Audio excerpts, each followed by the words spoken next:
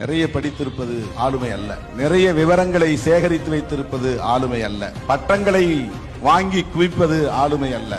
சூழலை எவ்வாறு கையாளுவது, இந்த சூழலை கையாளுவதற்கு எது தேவை என்றால் பிரசன்ஸ் ஆஃப் மைண்ட் என்பதுதான் முக்கியமானது. எப்போதும் பாதிக்கப்பட்டவர்களின் பக்கம் நிற்பதுதான் சிறந்த ஆளுமை. சமனில்லாத சமூக கட்டமைப்பில் நடுவு நிலைமை என்பது கிடையாது. நியூட்ரல் பொசிஷன் என்பது பொய், அது ஃபேக்.